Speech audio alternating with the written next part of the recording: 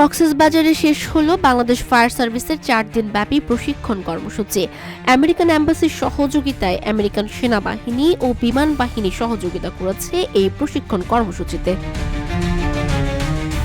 বুধবার সকালে কক্সবাজার সমুদ্র সৈকতের প্যারাসেলিং পয়েন্টে বন্যা, জলোচ্ছ্বাস ও ঘূর্ণিঝড় কবলিত ভিকটিমদের উদ্ধারে ফায়ার সার্ভিসের 4 দিন ব্যাপী প্রশিক্ষণ কার্যক্রম সম্পন্ন হয়।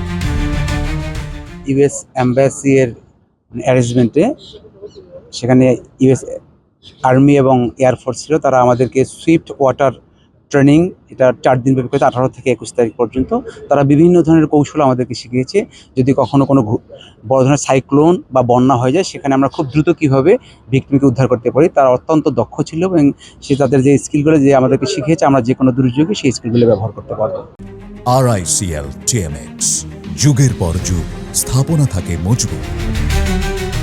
গত 18 মে থেকে শুরু হওয়া এই প্রশিক্ষণ কার্যক্রমে বন্যা, ঘূর্ণিঝড়ের কবলে আটকে থাকা ব্যক্তিদের উদ্ধার, পানিতে ভেসে যাওয়া থেকে উদ্ধার সহ দুর্যোগকালীন নানান বিষয়ের উপর প্রশিক্ষণ গ্রহণ করে বাংলাদেশ ফায়ার সার্ভিসের সদস্যরা।